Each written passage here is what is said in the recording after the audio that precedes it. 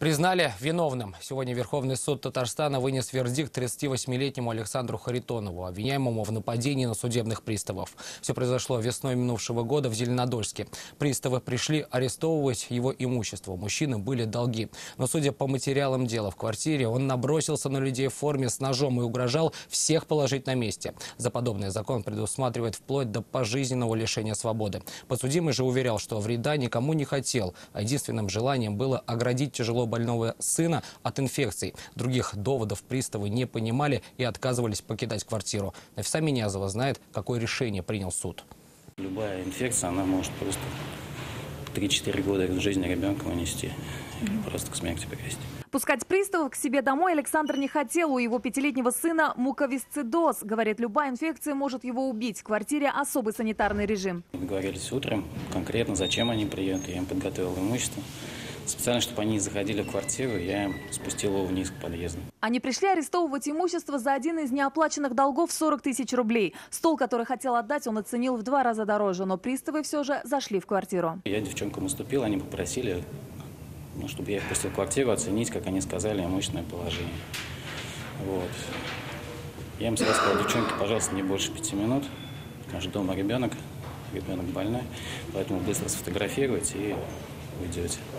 Ну и как зашли в квартиру, первые слова, какие были: о, телевизор, арестовываем. Ну и дальше была произнесена следующая фраза: сколько нам надо здесь, столько мы здесь и будем находиться. Женя, иди зови понятых. Дальше, говорит мужчина, он стал просить выйти из квартиры. Напомнил об опасности, но услышал отказ и разговоры о приглашении понятых. Этого, говорит, допустить не мог. И стояла задача быстро решить, что сделать. Но вот, к сожалению, выбрал такой вариант, в который в итоге все очень хорошо поверили, а следствие за него было радо ухватиться. Но меняет мне покушение на убийство. Мужчина не отрицает, приставам стал угрожать, больше ничего не оставалось. Говорил, что положит на месте и возьмет нож. Но уверяет, что это были только слова. И даже когда пошел на кухню, вернулся с пустыми руками. Но следствие и 3 потерпевших уверены, что с ножом. Девушки из квартиры выбежали, пристав мужчина остался. Покинул помещение только после того, как подсудимый на него замахнулся. Вслед за ним вышел и хозяин квартиры. Полицию ждали все вместе на улице. Правда, стол домой все же занес. Откуда взялась царапина на лице, пристава не понимает. Следствие же считает, что это порез. Все думаем, откуда взялась. Я 4 месяца в тюрьме посидел, думал, откуда взялась. Думал, сначала об дверь поцарапался.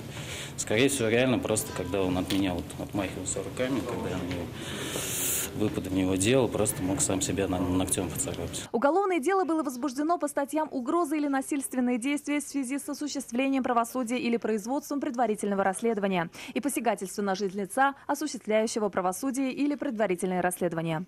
Прокурор запросил для подсудимого 6 лет колонии строгого режима, что вдвое меньше максимально возможного срока. В данном случае я учла то обстоятельство, что действительно в семье находится тяжело больной ребенок. И, кроме того, тяжелое материальное положение, которое сложилось в силу возникшего кризиса, у него большие многомиллионные долги. Все-таки человек не заслуживает того наказания, которое предусмотрено санкцией данной статьи. Санкция данной статьи 295, она предусматривает наказание вплоть до пожизненного лишения свободы. Мужчина свою вину признал частично. Говорит, руководило им только одно – желание обезопасить сына. Суд приговорил признать виновным и назначить ему наказание в виде лишения свободы на 3 года. Назначенное Харитонову наказание в виде лишения свободы в силу статьи 73 Уголовного кодекса Российской Федерации считать условным, установив испытательный срок на 2 года. Мать подсудимого с приговором была не согласна, считает его невиновным и сильно удивилась, что приставы не извинились перед ее сыном. Нафиса Минязова, Азат Самигуля, вызов 112.